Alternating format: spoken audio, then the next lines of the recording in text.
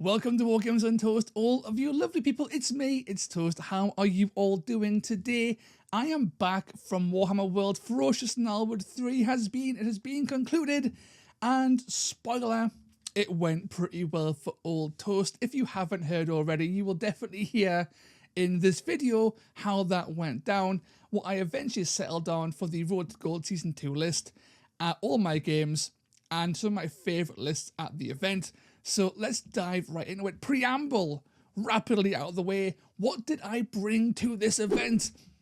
I brought Soulblight Gravelords, as we all know. I ran Zondara, her full Bladeborn warband, some zombies, and the Knight of Shrouds. I had 60 points worth of blessings left. And if you've been watching my Road to Gold series, you would have known that I've been taking a mixture of different blessings, primarily buffing the strength or the damage output of Lost Verlaine and the Knight of Shrouds, and maybe Zondara here or there, depending on how I felt. And that's what I locked in for Warhammer World. However, I had an epiphany. So, one of the things I realised whilst playing nearly every game, but specifically the last few games with this warband, was that the gimmick I was trying to run, the idea of having Verlaine or Zondara react when one of them dies, really wasn't worth doing because it's too slow. You're sacrificing an action to gain power later in the game. You're nerfing yourself that turn because you can't move into combat with Verlaine, and you're not really getting anything on the turn you do with Zondara because you're going from 4 shots over 2 actions to 4 shots over 1 action. So it's definitely a long-term thing, and the later in the game it happens, the less impact it'll make. So the gimmick was a little bit flawed, and it really felt like I was shooting myself in the foot when I was doing some test games against Phylax from Wild Dice. Now, on the way to registration, so the final changes that could be made just before I got to the front of the queue, I had an epiphany and I edited my list and I changed my blessings to just 2. I gave Zondara and Lost Verlaine Spite. Now, if you aren't aware of what Spite is, it's not uncommon to not be aware. It's a fairly underused blessing in the game. Basically, this allows you to react for free once per turn, and this completely changed the list. It made everything fall into place perfectly.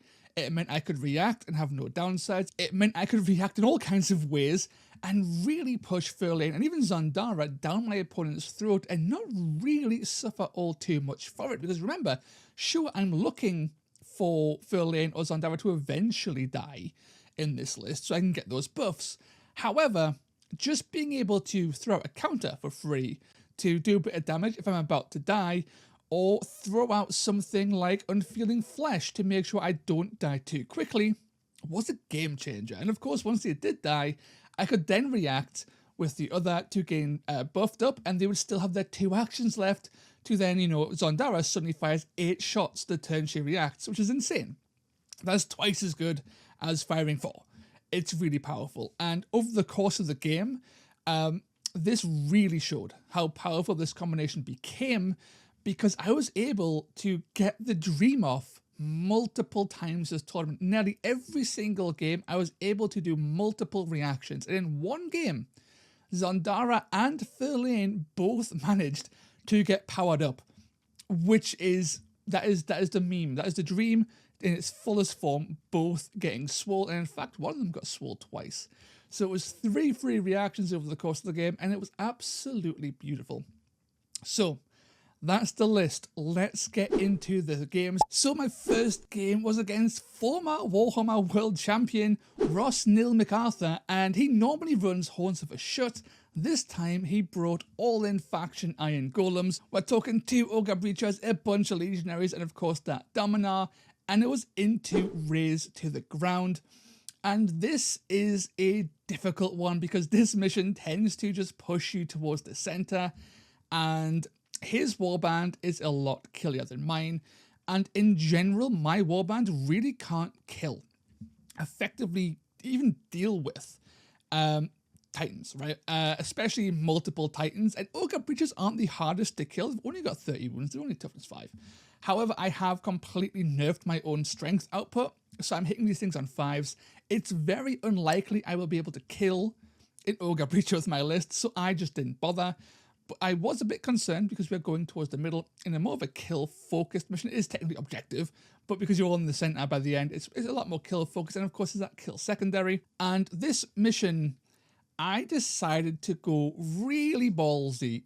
So the theory here was that I needed to secure the middle before it was too late. If he secured the middle first, if he got the middle controlled first, it was going to be a lot harder to take it back because I would have to have more models than him, and he's going to start killing my models really quickly. If I take it first, he has to outnumber me, and I can more easily manipulate the board via resurrections, and I've just got that advantage. I win ties, basically. So the middle was very, very important. Despite my desire to avoid combating those ogres, I made the decision to rush middle. A whole bunch of guys got to the middle early on. I took middle, and I contested one of the objectives, and he scored one of the flank objectives as well. And basically, this game was very close. It was pretty much a tie throughout. So we didn't actually lose all the objectives by the end. We only lost one objective in the end. And that was the one that he controlled. He did take a little bit of a lead on turn 3. However, I am going to put a picture up now, badoosh, and this shows quite possibly the nightmare scenario that transpired. So exactly what you think would happen happened. 2 Ogre Breachers on the way to the objective, a whole bunch of guys who are better at killing than my guys on or around the objective, and all my guys all in this objective as well. And it's going to result in me just collapsing over time and people dying. And this isn't what happened because of a bit of a sneaky gambit. So if you don't know, the secondary on this is that basically you have to, if you're killed on an objective, your opponent scores 2 points if you're the first to die on that objective. He had both of his Ogre Breachers on the objective, but not in combat. He couldn't quite get there. And this meant I was able to move my zombies, thanks to Zondara and their free move, to move my zombies into combat with both Breachers. This is just one zombie each, okay? And my guys were not on the objectives, and his were. So this meant that if he wanted to kill my my zombies, he wasn't scoring points because the only way he could kill my other zombies was to disengage, but you can't disengage in the combat. You've only got a 1-inch range and no might versus might shenanigans. So it meant that they really couldn't do anything. And he did start swinging into those zombies, but whenever that happened, more zombies just decided to do the same thing. So I very effectively managed to shut out his killing potential by having all my major pieces on this objective, but his major pieces killing things that weren't on the objective, which allowed me then to start scoring those kill points, because as durable as Legionnaires are, they do start to die, especially against Knight of Shrouds, against Lost Fairlane, and just lucky zombie hits, right? So his guys were starting to take damage, and then they were getting clawed down. I was getting the points, while he was getting starved of points. It was pretty spicy, but the real sneaky play that I made here was on the last turn of the turn, just before the last turn, was Lost Fairlane died fairly early on. I believe his Domino did a massive chunk of damage, then eventually it was torn down by Legionnaires. But this allowed me to resurrect. One, it allowed me to buff Zondara. Huge, right? Very early on. But then, of course, I could then just resurrect Fairlane. So my Knight of Shrouds being movement 10 was able to fly to an objective that he controlled. And my opponent, I don't think he saw it. So he had one model on that objective, then moved it off. And then nothing else was able to reach that objective after that on that turn. The Knight of Shrouds disengaged, flew 10, stayed on the central objective, and thanks to his long base and the range of resurrection, I was able to resurrect Lost Fairlane onto that objective that he just moved from, allowing me to take that objective whilst continuing to control the middle objective, and that was that. So again, that was very close and was not in my favour for all of that game. Actually ended up being a massive swing in my favour. I think in the end it was something like 4-12 or 3-9. It was something like that. It was a pretty large gap in points. And it really just came down to zombies. standing on objectives and that little lost fill-in resurrection play to outmaneuver my opponent's fairly slow warband. And it went really well, a lot better than I'm sure that image that you saw before would indicate. It went super, super well, and not a whole lot of my guys died, which is also rather surprising. But going on to game two. Game two was against another former champion. So 2 back-to-back here. And of course, I'm talking about Phylax, Wild Dice co-host, and the legend himself, Demetrius, and his Caradon overlords. And this was a matchup I was not looking forward to because I've had 2 games against his list and I have lost both pretty handily. Let's see, I've lost them pretty handily. However, I haven't just went into this going, I'm going to lose. I went into this going, well, I've actually learned how to, play against this somewhat. And I can use this sort of like knowledge to my advantage. And this was quite possibly the best game of WARCRY that I've ever had. There was a lot of joking going on. It was a lot of fun, but it was also very serious because we both knew that if we'd lost this game, we wouldn't be in the shot for podium. And we both really wanted that podium. So it was really close. So the game was fairly uneventful early on. We were just moving around, getting into position, getting ready to strike when it was appropriate. And then things just kind of exploded, right? He sent in his admiral, he sent in his flying dude. It was a bit of a nightmare scenario. But big but here, I prepared for this. So basically there was this building near my deployment, and I had Zandara standing up there just to fire down wizard bolts down at his lads, basically, as they were taking the center and moving towards my guys. And he moved his admiral up there very confidently to go and dome Zandara. Now, admirals are like 4, 5, 3, 5. They hit like a ton of bricks, but he couldn't get there. Not just yet. So he got up there ready to take her down on the following turn, which is very much possible. And then her loyal companion lost Verlaine on that same turn, jumped up and got into combat thanks to vampiric agility and locked him down for that turn. And it was kind of spicy because it meant that Verlaine is now going to start ripping apart this admiral. It was kind of risky because the admiral could also just dome lost Verlaine. So it was a pretty tense moment there. And I'd moved models around everywhere to start like taking these inactive objectives in preparation for their activity. And then the turn 2 happens, and this admiral swings at lost Verlaine. I do my free reaction and completely gimp his damage. And then Verlaine, being within range for devoted strike, was able to buff himself to strength 6, attacks 7, and just ripped this guy in half. This admiral he had no chance. 14 attacks, hitting on 3s, 2, 6. I rolled a few 6s, rolled a bunch of hits. This guy was ripped in half. Completely eviscerated, and that was huge. That was a key piece taken out super early, and you just love to see it. Now, of course, Verlaine was injured, and this was perfect because Phylax, of course, wanted to then shoot him down with pistols, but didn't want to reveal his hand too early. So he was moving some guys around on turn 3, just trying to get in a position, trying to be a little bit tricky, trying to be a little bit deceptive with his movements. And I was having none of that. So lost Verlaine with his 2 wounds, barreled down the building and just ran into one of his guys and then ripped him in half as well, getting his 2nd kill and then eventually being taken out himself, which buffed up Zandara, and then Zandara fired at his spear guy, his flying spear guy, Kazgan Drakeskira or something. And with my hit dice, Kazgan was not long for the world, and he was destroyed. So damn, that was a pretty darn big twist in my favour. The issue was, the game was still pretty darn close. Sure, I had landed some key kills, but a bunch of zombies were getting shot by pistols, getting shot by thunder across the board. His spears were getting in there and starting to take down zombies as well. So I was doing well with my big pieces, but my smaller pieces were starting to get picked apart. And this was making it more difficult. And plus, the secondary meant my opponent was holding objectives that I couldn't actually get to. And that was a little bit of a pain in the backside to deal with. But one of the key pieces in this game, which I haven't mentioned just yet, was the Knight of Shrouds. So the Knight of Shrouds is a fairly powerful piece, but he can just be beaten to death by things like admirals or engine harnesses, and even just combinations of those pokey boys and, you know, his pistols and stuff can take him down.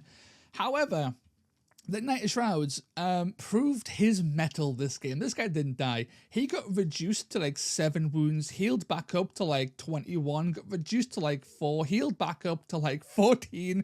He was bouncing up and down this wound pool. He was just taking hit after hit after hit, and he just wasn't dying. He just kept on healing up. Stolen hours is incredible. So this guy was just standing in the middle of the board and getting shot. He was getting stabbed. He was getting hammered. And he just did not give a single shit. He survived everything. He then just flew around and did some shenanigans at the end of the game. Absolute mad lad. And just as he was about to die, he then ran away. So it got to the point where I would probably likely die counter. So he then flew away, hid behind a building out of line of sight, and then resurrected a zombie in a position where his spearmen couldn't actually get to my guy and stab him. He would have to kill the zombie first, basically ensuring the Knight of Shrouds survived the whole game, which is pretty darn cool. It also meant you could then fly on turn 4 to the other side of the board. He's moving 10 with fly, right? So 20-inch moves with fly. He just flew to the end of the board and like, started messing with his backline a bit, which was rather frustrating for my opponent. And just to sort of like highlight how intense this game was, right? Every roll was super important. Every decision made was the right decision at the right time by both players. It was a super intense game. And it was going to be a tie. I saw it, I was like, okay, I've done the maths here, I've been calculating the things here and there, and this play and this play and this play should ensure the tie. I don't think I can get the win, but as long as I don't lose, that's kind of okay. It's a fantastic game. And then Phylax made the mistake of revealing his hand too early, and he moved a piece that was meant to basically secure the tie too soon and into range of his zombie being able to move and attack. Now this piece was, I think it was is one of his admirals, and yeah, the issue was this admiral was on 1 wound. He was heavily wounded from the fight. I had nothing in range to fire. I had nothing in range to go and hit him until he moved on the objective, and then the zombie pick used rush to get that extra inch with that range 2 spear as well, poked it, killed him, and won the game. That was game winning. So it was a super tense game, and yeah, it came down to 1 dice roll at the end, and who would crack first under pressure. And damn, that was such a good game. Words can't describe how good it was. And frankly, it was so engrossing, I didn't take any pictures. Which is, you know, when you're so engaged in a game, stop me to take a picture. It just wasn't on the cards, so I completely forgot. The game was fantastic. That's my second win, though. That's 2 champions down. So on to game 3. I'm against Skaven, and this is one of the matchups I was most concerned about. I've done historically well against Skaven, but the standard double Rat Ogre Skaven list is really good and common for a reason. It hurts, it's hard to deal with, and this is where practice really came to play. Key, it was super key. Practice. The mission was Lightning Raid. Now, I have played so many games of Lightning Raid, that I saw victory on turn 1 if my opponent moved 1 model in a very specific way. And it was a fairly logical place to move him. If you are playing Skaven, right? You want to have your big Rat Ogres moving into positions to control the center, not to defend your turn 2 deployment.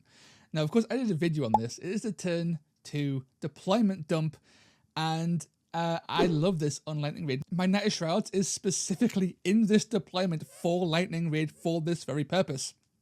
So he had 2 Rat Ogres on the board turn 1, one with gun, one with big smashy claws. With +1 attack, he was even more burly than usual. And his turn 2 deployment was a Gracier, a bodyguard, the Storm Vermin, and something else. I think it was a Clan Rat or something. And yeah, so turn 1, the second he moved his melee Rat Ogre, who was in the central deployment, towards the middle, and not veering towards his turn 2 deployment. The second that moved, and he was no longer capable of getting to sort of like backstab or murderize my Knight of Shrouds on turn 2, boom, Knight of Shrouds flew up and placed himself in a position to lock down all 3 units on turn 2, and because his base is so long, toe poke the objective, allowing me to score some points on turn 1 as well. And that was basically the game when it comes to scoring points, because the rest is I have way more models than he does. I was able to outweight him, outmaneuver him. I was able to stay somewhat safe from his shooting attacks. I was using take cover. I was using my battle trait to absorb crits and stuff on zombies. And then the dice factor came in. As you know, I do not like to blame dice. However, dicing is definitely a thing that can happen. And in this game, dicing certainly made a fairly powerful position become basically unwinnable for my opponent. When you see a 5 attack rat ogre run in to your clump of zombies or into your Lost Verlaine and then whiff and doesn't kill Lost Verlaine, and then Verlaine does enough damage to kill that rat ogre back, hitting on 5+, enough damage to kill the rat ogre not only once, but twice over. There's nothing you can do. So his rat ogre on like turn 2 managed to get into combat. He double ran in and he used Warp Fury. He got whipped, and Verlaine just didn't give a shit. He lived fairly comfortably and then ripped this guy apart. He completely murderized him, and then he proceeded to take warp cannon shots and kind of survived. And then just from there, it was a case of Zondara doing grave breaking, zombies moving on, taking objectives, and then overwhelming my opponent with numbers. His turn 2 deployment naturally didn't do very well. They all got locked down. They couldn't really escape. And the Knight of Shrouds just started to systematically through them all, starting with the Grey CI naturally, who did survive, but ran away and then got shot by Zondara. So there's always that. But yeah, it wasn't quite a tabling, but it was very dominant. And it started with that move with the Knight of Shrouds to basically secure the game and make sure that he was completely overwhelmed with threats and be able to control the board. When he has 3 guys of his own, he's only got a 7-man warband, right? So having 3 of your 7 models locked down and basically unable to deal with this massive ghostly threat. It's then like 9 models versus 4. And it's really hard to come back from, especially when your big blendy rat ogre dies, right? So, yeah, it was a really dominant victory. I think it came like 18 points to 2 in the end. It was a pretty stonking victory on my behalf. It was a fun game, although it never feels good to win that aggressively. After the last 2 games I had, which were both very difficult, sort of like cerebral experiences, this one was by the numbers. It was cool. I've played this mission so many times. I know the motions. Let's just get it done, and it worked out fine. And then going into turn 4, my God, this is a great game. To end out the tournament, I was against Ruination Chamber, and just put a bit of backstory to this mission, this game. So a lad whose first name I can't pronounce, but I can pronounce his surname. So a lad I'm going to call Santana. He came up to me really early in the tournament saying that he watched my content, he loves my stuff, and this was his first major event, and he traveled from the Canary Islands, right? So this guy came over, and he was stoked to 1 meet and to potentially play me, and the whole event, he was, after every game, he was like, I'm coming for you, right? And doing the whole, like, I'm watching you across the room and stuff. It was hilarious. It was so much fun. And then we matched up in the final game. And this was, if game 2 was like the best game I'd ever had in WARCRY, game 4 was easily the second best game. It was such a tense game, and it came down to the wire. So he's been Ruination. He had 2 prosecutors, one a prime with wounds and one a regular prosecutor. And you don't see double prosecutor in Ruination. He had 2 Griff Crows, 2 prosecutor dudes, and then a whole bunch of smashy Reclusians. And the list, it played beautifully.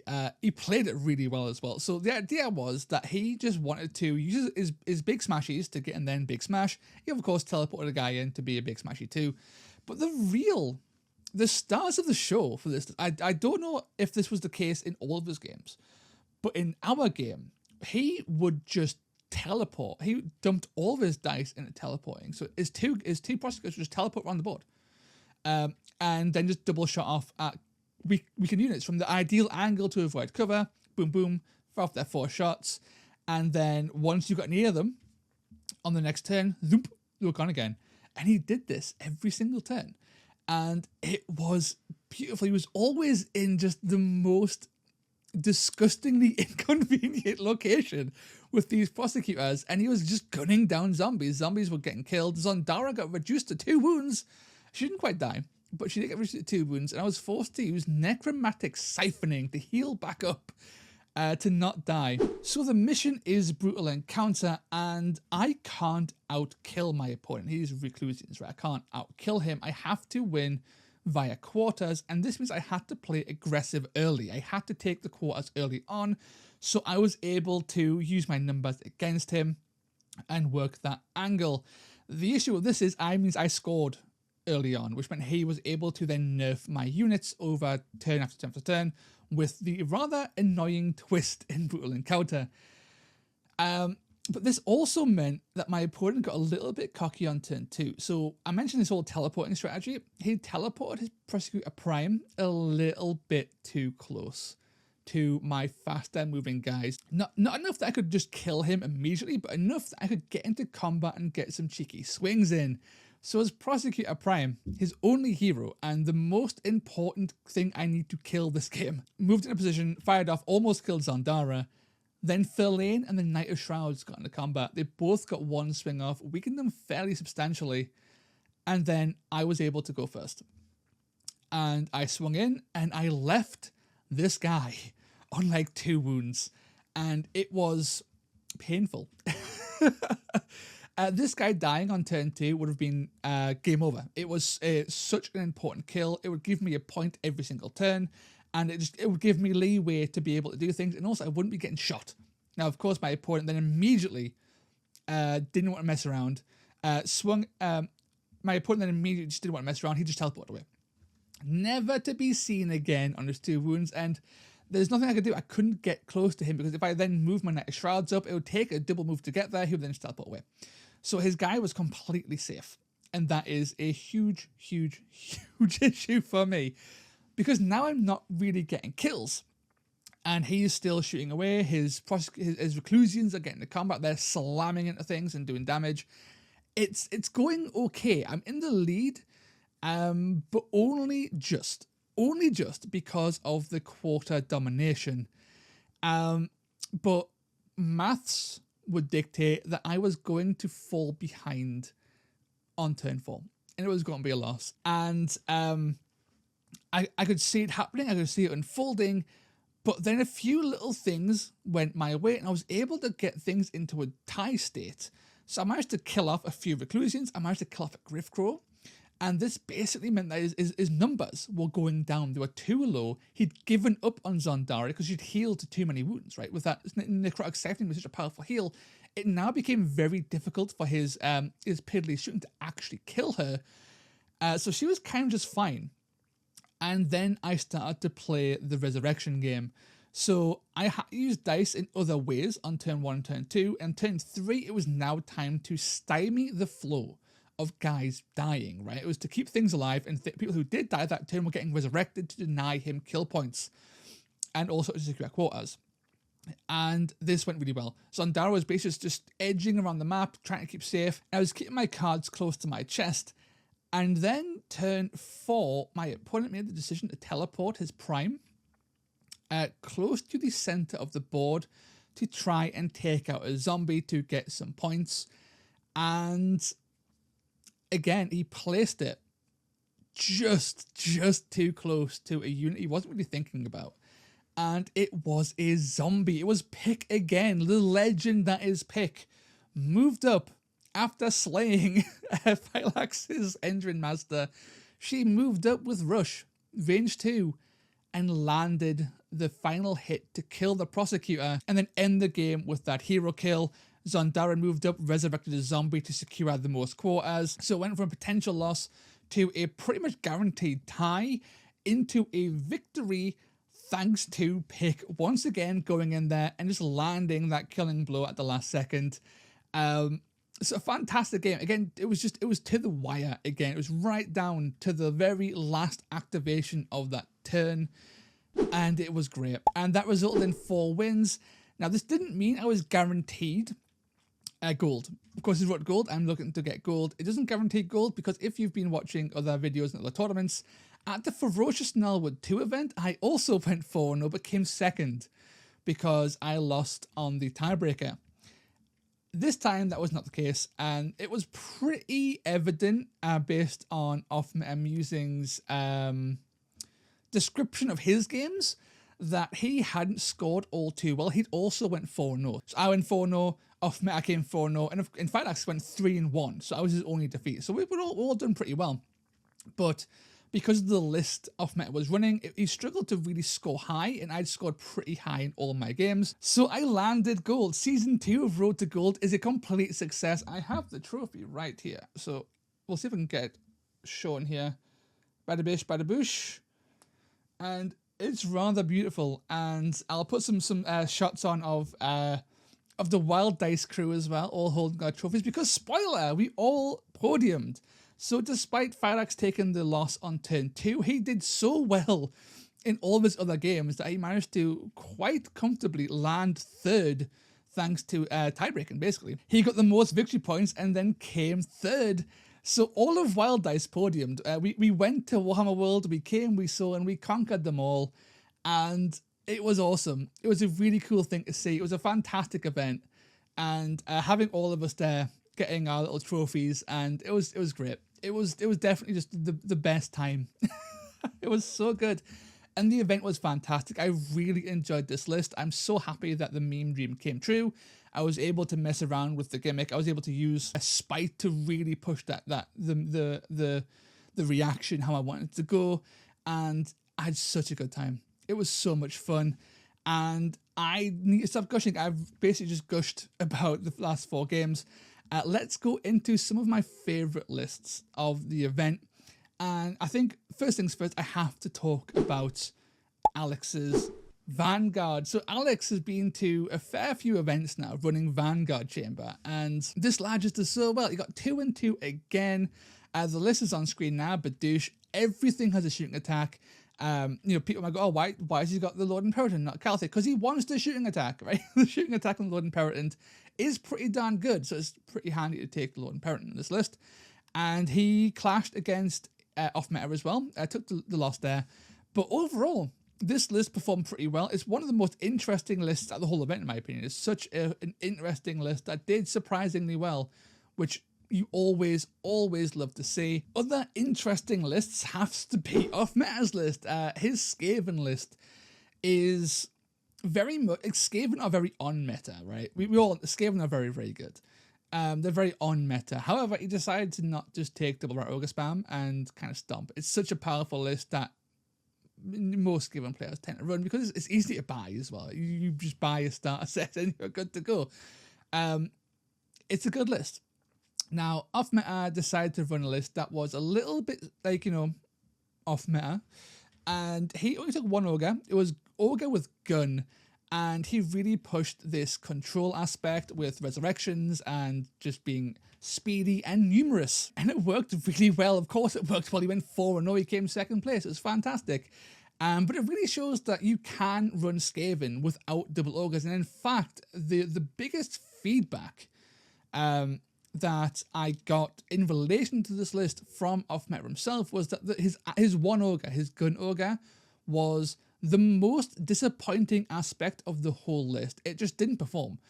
So he went 4-0 with basically a rat ogre doing nothing. So he could have dropped the ogre and likely just done better. So once again, Off-Meta proving that you don't have to take just all the on-meta choices. You can take some cool stuff and do some cool things. And that's awesome to see. Shout out as well. One guy took Cypher Lords, and these were beautiful. These got my vote in the painting contest. They were absolutely stunning. Really Egyptian-y themed Cypher Lords, beautiful. I don't necessarily like the list, but I do have just mad respect for anyone running Cypher Lords, especially all in faction Cypher Lords. It's a cool time. It was just a bunch of Mindbounds, a bunch of Mirror Blades, and that Thrallmaster and Lumina. It did reasonably well. So I'm a huge fan of Cypher Lords doing really well. And I think I'm going to start wrapping this up now. I don't know how long it's been. I've been rambling for a while. But before that, we're going to have a little bit of a slideshow. So thanks to Demetrius, who took all these pictures whilst I was being distracted and not doing anything apparently, because he took all these glamour shots from the painting competition. I'll put them up now. Enjoy them. These are some fantastic paint jobs. And at the end, I'll throw up my hodgepodge thing that I cobbled together at the end, which I, in the end, didn't submit to the painting competition, but I will put on this video just for you. So yeah, enjoy. Spadoosh.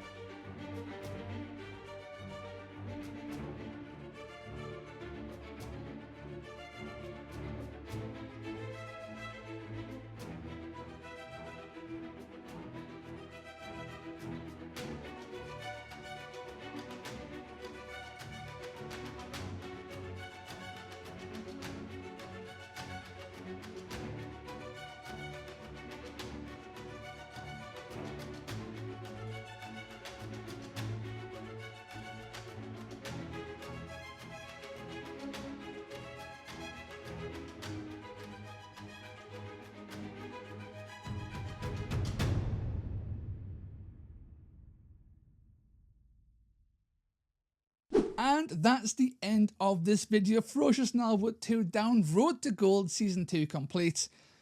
I can now retire. There is no more Road to Gold. It's over. It's the end. I have succeeded in finally achieving gold. Finally getting a first place finish after like 7 tournaments. It took a while. So Road to Gold is finally done. It only took 2 seasons, but it took a long time in reality. Let me know in the comments down below if you want to see a Road to Gold Season 3. And you never know, might do another Road to Gold. But until then, lads, ladies, and everybody in between and beyond, ta-ra. Groovy. Welcome to the post-toast credits. A massive shout out to all of my patrons and members, but an extra big shout out to my algorithmic demon slayers, Andy Morris, blah blah blah, Brioche, the Head Knight of Paint, Heinz D, Lord Bilax, Maps, Sable Saver, Steve Bean, the Houston Toad, and Velas. Thank you all for continuing to support this shit show of a channel, and I'll catch you all next time.